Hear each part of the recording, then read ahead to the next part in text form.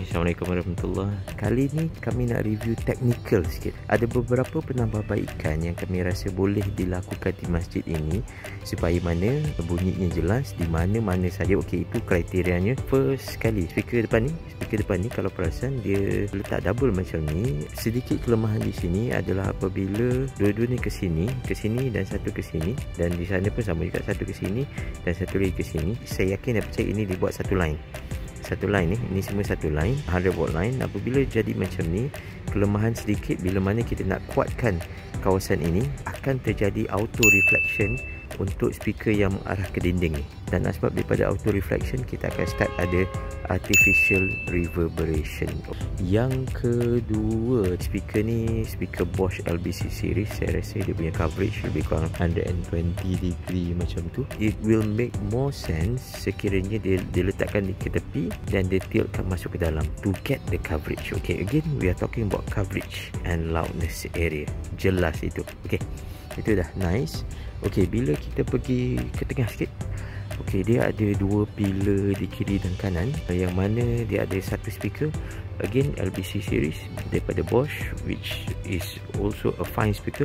Cumanya masalahnya bila coverage terlampau jauh, kita tak boleh lari daripada hukum fizik, iaitu kalau speaker ni nak sampai ke tempat saya sekarang ni, that speaker will have to go very loud di bahagian hadapan untuk dia masuk ke sini. So it is wise to do. Okay, location dah okay, cumanya kena tambah lagi speaker di atas. So di atas ni speakernya dengan line yang berbeza, yang mana kekuatan loudnessnya tu kita boleh kuatkan pula untuk ke bahagian belakang. Okay, again tujuan kita adalah untuk memastikan suara jelas, loudnessnya lebih kurang sama di semua tempat jelas. Okay, that is the center speakers. Okay, dan baru kita pergi ke tepi-tepi ni.